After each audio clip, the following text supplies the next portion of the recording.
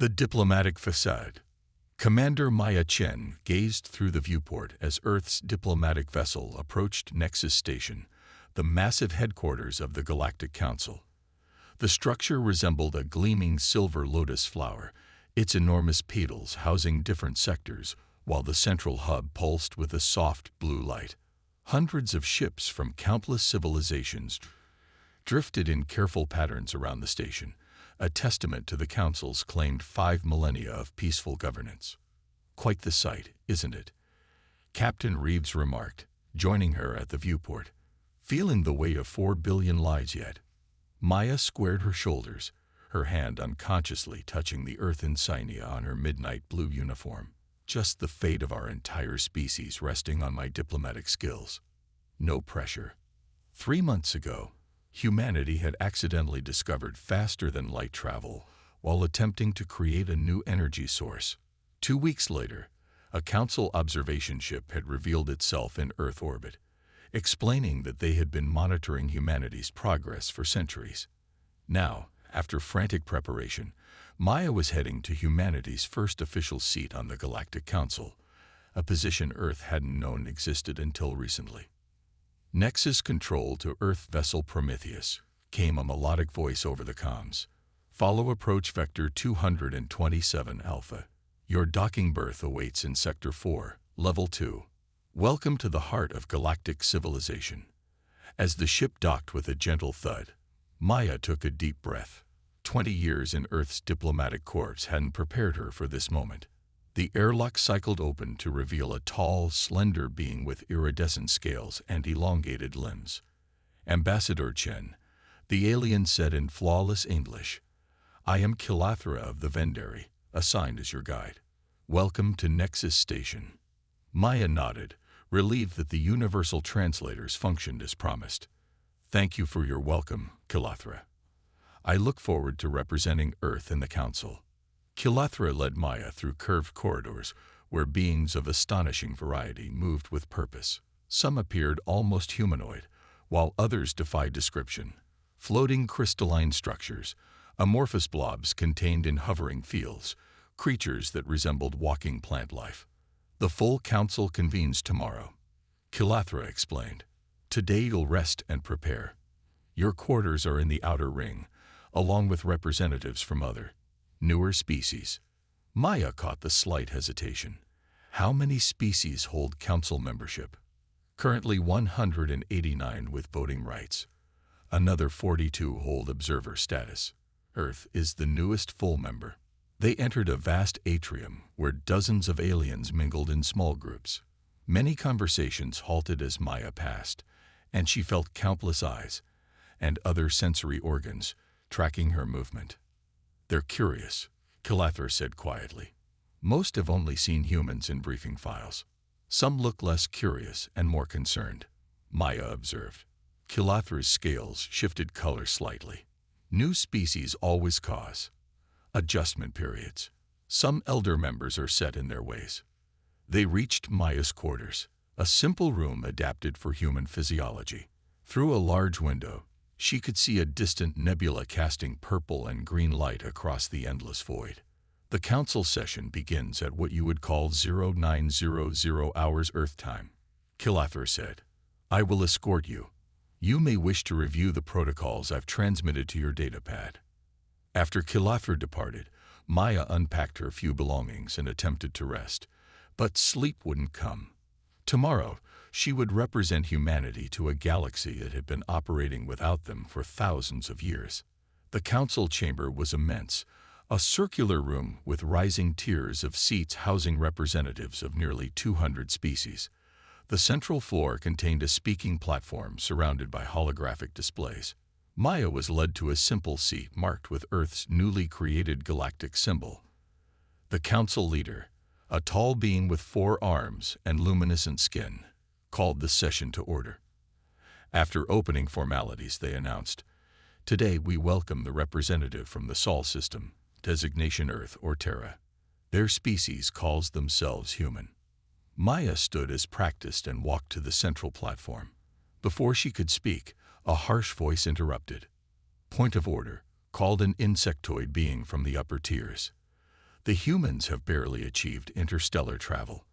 Their qualification for full council membership should be debated before seating their representative. Murmurs spread through the chamber as Maya stood frozen on the platform. The Xeraxian delegation's concern is noted, said the council leader, but procedures were followed. The human representative will be recognized. Maya looked across the chamber at hundreds of alien faces. Some showed interest, others disdain, many unreadable. She took a deep breath. Esteemed representatives of the Galactic Council, she began, her voice steady. On behalf of Earth and humanity, I bring greetings and gratitude for welcoming us into this ancient and honorable assembly. We come eager to learn, to contribute, and to join in your mission of peace and cooperation across the stars. Her brief speech was met with polite applause, but Maya sensed undercurrents beneath the diplomatic facade. As she returned to her seat, she noticed a reptilian being with emerald scales watching her intently from several tiers above.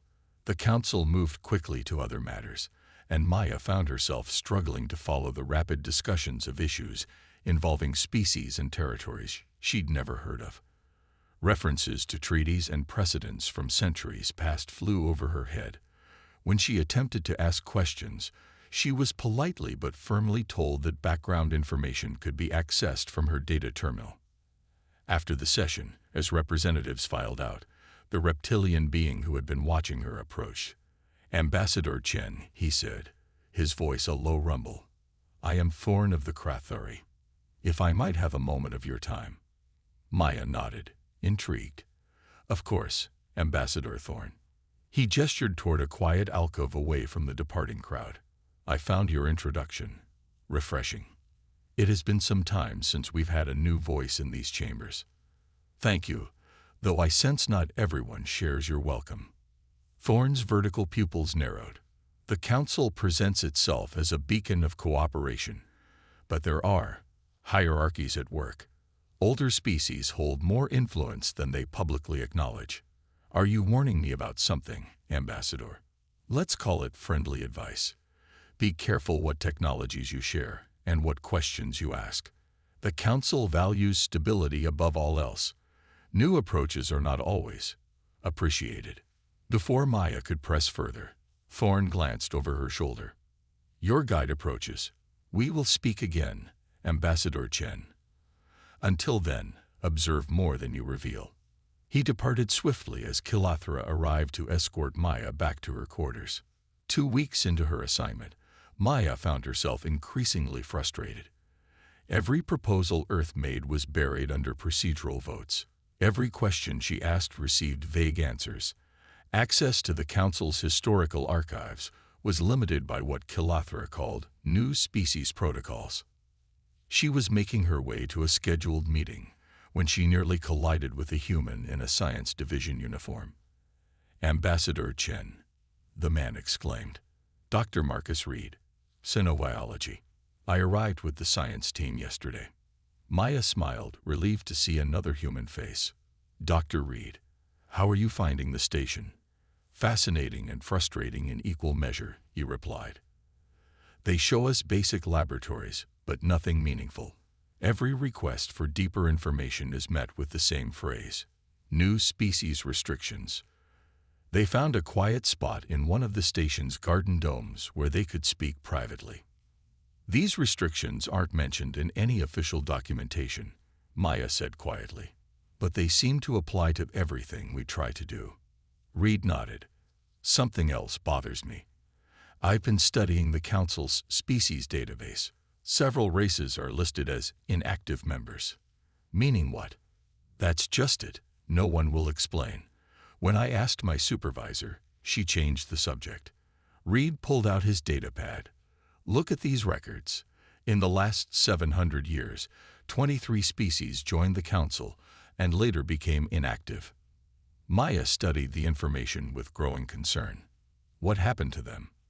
Official records say they were failed evolutionary branches that couldn't adapt to galactic society, but all the details are classified.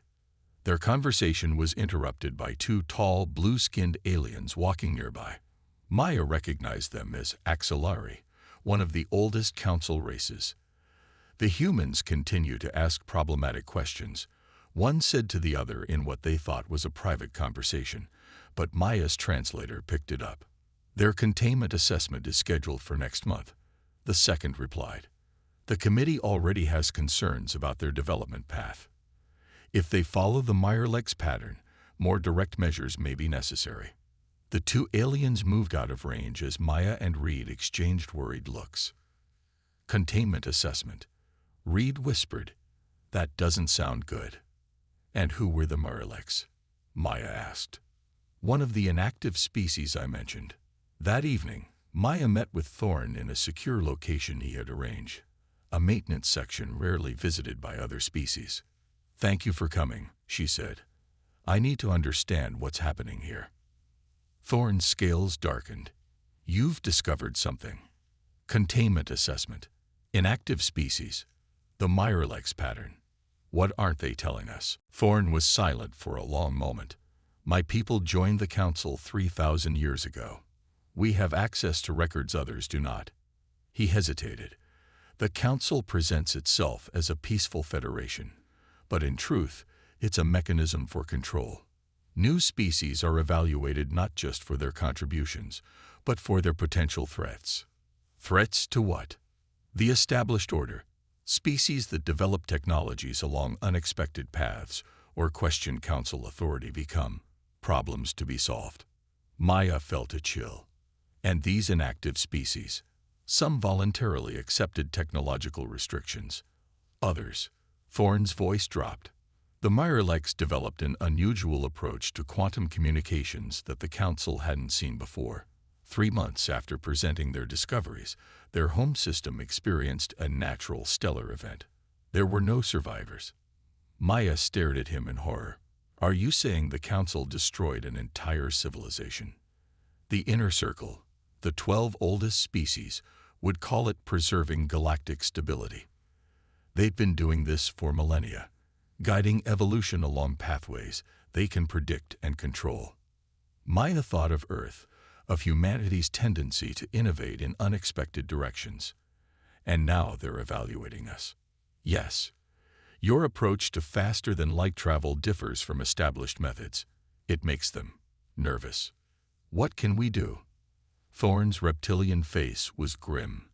"I have access to classified archives. Together, we might find evidence of what they're planning, and perhaps a way to prevent it." As Maya left their meeting, her mind raced. She had been sent to integrate Earth into galactic society, but now she faced a terrible question. Had humanity been invited to join the Council not as equals, but to be controlled, or worse, eliminated if they proved too unpredictable? The diplomatic facade was crumbling, revealing something far more dangerous beneath, and Maya realized that her mission had just changed from representation to survival. Humanity's defiance. Over the next month, Maya and Thorn worked in secret, using his security clearance to access restricted Council archives. What they found confirmed her worst fears. The Council's history was filled with peacekeeping operations against civilizations that developed technologies deemed destabilizing to the galactic order. "Look at this," Maya whispered as they huddled over a data terminal in an unused maintenance bay. The Elysians developed an unusual form of consciousness transfer. Within a year of joining the Council, their entire species suffered a mysterious neurological plague. Thorn's scales rippled with disgust. And the Vordax. Their unique approach to gravity manipulation led to unexpected tectonic instabilities on their homeworld. A pattern emerged across centuries. Species that innovated along paths the Council hadn't anticipated were subjected to increasing restrictions. If they persisted, natural disasters inevitably followed. None of these interventions were ever openly discussed in Council sessions. "We need to find out what they're planning for Earth," Maya said, fingers dancing across the holographic interface. Thorn navigated through encrypted directories. Here, the preliminary containment assessment. It was completed last week. The document appeared, and Maya felt her blood run cold as she read. Humanity displays concerning developmental patterns, including accelerated technological adaptation and cultural resistance to hierarchical authority. Their approach to quantum field manipulation in their FTL drive indicates a dangerous probability of discovering restricted technologies within 3 to 7 standard years. Recommendation: implementation of Containment Protocol Sigma-9. What's Protocol Sigma-9? Maya asked, her mouth dry. Thorne accessed another file. Covert technological suppression through introduced system failures, followed by protective oversight of key research facilities. His voice dropped. If resistance is encountered, escalation to Protocol Omega is authorized. And Protocol Omega? Full species containment. Officially, it means quarantine. Unofficially, Thorne couldn't finish the sentence. Maya stood abruptly. I need to get back to Earth immediately. How quickly can we compile this evidence? It's too much data to transmit securely, Thorne warned. And I suspect your communications are monitored. You'll have to carry it physically. Then I need a reason to return home that won't raise suspicions. Thorne considered this. The Founders' Day celebration is in 2 weeks. Many representatives return to their homeworlds for cultural observances. You could request temporary leave. Maya nodded. I'll make the arrangements tonight. Can you have everything ready by then? I will. But Maya. Thorne's eyes held hers. Once you do this, there's no going back. The Council will know someone helped you. You could face consequences. My people have lived under the Council's thumb for millennia, Thorne said grimly. Perhaps it's time someone challenged their authority. 2 days later, Maya stood before the Administrative Committee, requesting temporary leave. Earth's Unification Day approaches, she explained. As our first Council representative, my presence at the celebrations would be a powerful symbol for my people. The committee, comprised of mid-tier species who handled routine matters, saw no reason to deny her request. 3 days later, Maya boarded a transport vessel bound for Earth, carrying a quantum-encrypted data crystal hidden in a ceremonial gift box that had been scanned only superficially by security. During the journey home, she reviewed the evidence repeatedly, practicing how she would present it to Earth's leadership. The implications were staggering. The great peaceful Galactic Council that humanity had been so eager to join was, in reality, a mechanism for controlling and suppressing technological development across the galaxy. As her ship approached Earth, Maya gazed at the blue-green planet with new eyes. Humanity had barely begun its journey to the stars, innocent of the political realities beyond their solar system. That innocence was about to end. This is preposterous, General Harrington said, slamming his hand on the conference table. You're suggesting that this Council of Advanced Civilizations is secretly destroying species they find threatening. Maya stood firm before Earth's Security Council, 15 representatives from the planet's major powers. The evidence is in front of you. 27 species in the last millennium, all declared inactive after developing technologies that diverged from Council-approved paths. Admiral Cheng, head of the Space Force, studied the holographic displays showing the data Maya had brought. The pattern is disturbing. Each species showed a similar progression: unusual technological development, Council concerns, then convenient natural disasters. And you believe Earth is next on their list? Asked President Okafor, her face grave. Their containment assessment explicitly states that our approach to FTL travel indicates we might discover restricted technologies. They've already authorized Protocol Sigma-9, which means they'll begin sabotaging our research facilities within months. Dr. Reynolds, Earth's leading quantum physicist, spoke up. Our FTL drive works on principles we discovered independently.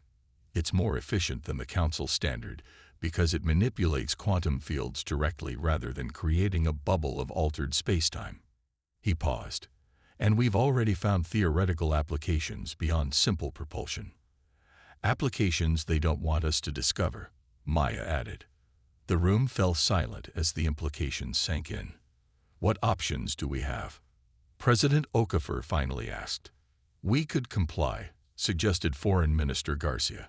Accept their restrictions, integrate into their system, and abandon scientific progress.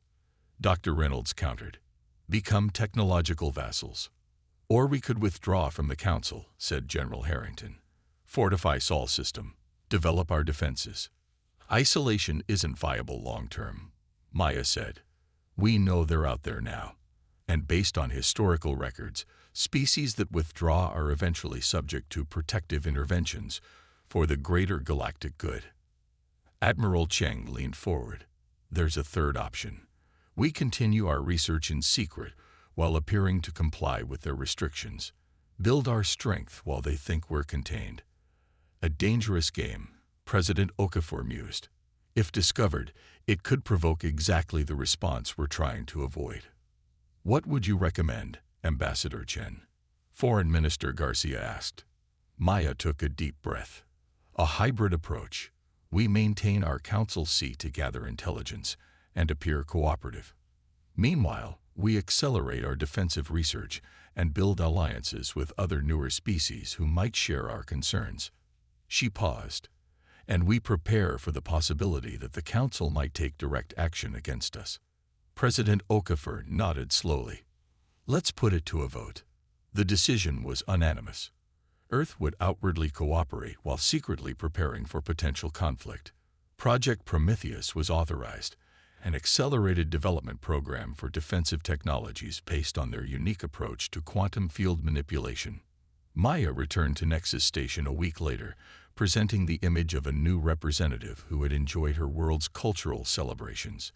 If the Council suspected anything, they gave no sign. 6 months passed.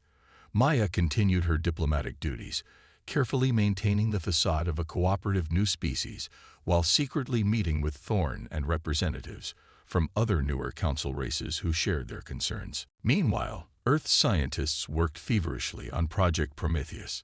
Their breakthrough came sooner than expected. Dr. Reynolds and his team discovered that the same principles that powered their FTL drive could create localized quantum field disruptions, effectively rendering conventional energy weapons useless within the affected area. 3 days after this discovery, Maya received an encrypted message from Admiral Cheng. "Guardian protocols active. Phoenix rising." The code phrase confirmed that Earth had successfully deployed its new defensive systems. Not a moment too soon, because the next day, the Council announced a special session. "The Council has received concerning reports about unauthorized technological research on Earth," announced the leader, a member of the Axillary.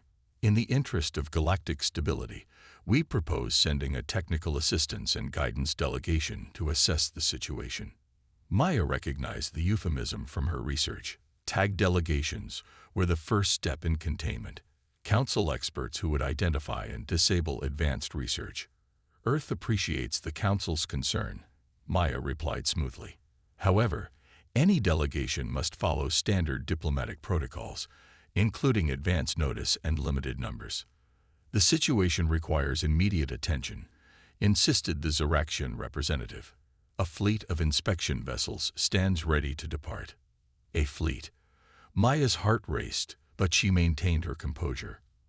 "Earth will welcome a small delegation of no more than 5 vessels. Any larger presence would be considered a violation of our sovereignty. The Council determines the appropriate response to potential violations of technological protocols," the leader stated coldly. "The fleet will depart tomorrow. This is not a request, Ambassador Chen, but a notification." As the session ended, Maya hurried to send an encrypted message to Earth. "Containment imminent. Expect 12 vessels minimum."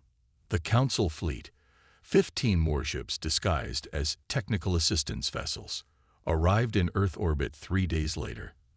By then, Maya had managed to return home on an emergency diplomatic shuttle, arriving just hours before the fleet. "They're hailing us," reported the communications officer at Earth Defense Command. President Okafor nodded to Maya. "Let's hear what they have to say." The view screen activated, showing the Axillary Fleet Commander. "This is Commander Vax of the Galactic Council Technical Assistance Fleet. We are here to conduct a routine inspection of research facilities to ensure compliance with Council technological protocols." President Okafor stepped forward. "Commander Vax, This is President Okafor of Earth. We were not informed of any inspection. Your fleet's presence in such numbers is concerning. The Council has authority to conduct inspections as deemed necessary. Vax replied, his tone dismissive. Prepare to receive our shuttlecrafts. We require access to all major research installations immediately. I'm afraid that won't be possible, President Okafor said calmly. As a sovereign member of the Council, Earth requires proper diplomatic notification for any such action. Vax's expression hardened. Refusal to comply will be considered confirmation of prohibited research activities. We are authorized to take all necessary measures to ensure galactic security. Before you take any measures, Commander, Admiral Cheng cut in. You should be aware that Earth is not defenseless. Your primitive weapon systems pose no threat to Council vessels, Vax said with contempt. Admiral Cheng smiled thinly. That remains to be seen. At his signal, Earth's quantum disruption field activated. Instantly, energy readings from the Council vessels fluctuated wildly. What is this? Vax demanded, alarm evident as warning lights flashed behind him. A demonstration, President Okafor explained. Your weapons and shields are currently inoperative. We have no hostile intentions, but neither will we submit to intimidation. On the view screen, Vax conferred urgently with his officers. He turned back, his demeanor markedly different. This technology is unknown to the Council. Yes, Maya stepped forward. Just as the Miralex's quantum communications were unknown, or the Elysian's consciousness transfer, or the Vordax's gravity manipulation. All civilizations that were deemed threats and subsequently eliminated by convenient natural disasters. Vax's eyes widened. Those are classified historical events. Events that won't be repeated here, President Okafor stated firmly. Earth wishes to be a cooperative member of the galactic community, but we will not surrender our sovereignty or our right to scientific advancement. The Council will consider this an act of defiance, Vax warned, though with less conviction. The Council has a choice, Maya countered. Continue its policy of suppression and control, which we have thoroughly documented and are prepared to share with all member species, or embrace true cooperation that respects the unique contributions of all civilizations. For a long moment, tension hung in the air. Then President Okafor spoke again. We're transmitting a proposal to your vessels now. A new framework for technological exchange that protects the interests of all species while allowing for innovation.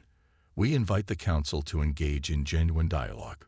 I will transmit your proposal to the Council, Vax said, clearly shaken by this unexpected turn of events. After the communication ended, Maya turned to President Okafor. They'll retreat for now, but this isn't over. The inner circle won't easily surrender control they've maintained for millennia. But they know we can defend ourselves, Admiral Cheng pointed out. That changes the equation. And we're not alone, Maya added. Foreign reports that 12 other newer species have expressed interest in our proposed framework. The Council's perfect control is already cracking.